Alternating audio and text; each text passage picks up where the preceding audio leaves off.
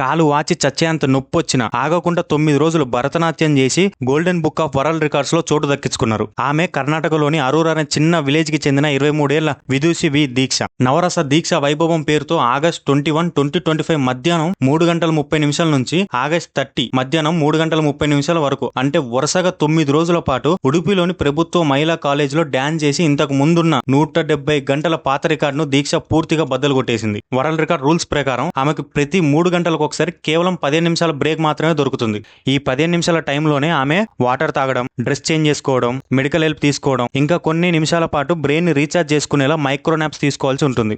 శరీరం పూర్తిగా సహకరించకపోయినా దీక్ష దీన్ని ఒక గొప్ప ఆధ్యాత్మిక సాధనగా, దైవ భక్తిగా భావించి తీవ్రమైన ధ్యానం ద్వారా ఆ శారీరక నొప్పిని మర్చిపోయి మరీ రికార్డు పూర్తి చేసింది. దీక్ష చాలా సాధారణ కుటుంబం నుంచి వచ్చారు. ఆమె తండ్రి ఒక స్కూల్ బస్ డ్రైవర్, తల్లి హాస్టల్ హెల్పర్. దీక్ష చిన్నప్పటి నుంచే భరతనాట్యం, యక్షగానం, వీణ, మదేల వాయించడం కూడా నేర్చుకున్నారు. భవిష్యత్తులో పేద పిల్లల కోసం ఉచితంగా డాన్స్ అకాడమీ పెట్టడమే ఆమె ఆశయం అని చెప్పి దీక్ష చెప్తున్నారు. ఈ విషయం మీకు ఇంత ముందే తెలుసుంటే కామెంట్లో చెప్పండి. ఛానల్ని సబ్స్క్రైబ్ చేసుకొని రోజుకో కొత్త విషయం తెలుసుకోండి.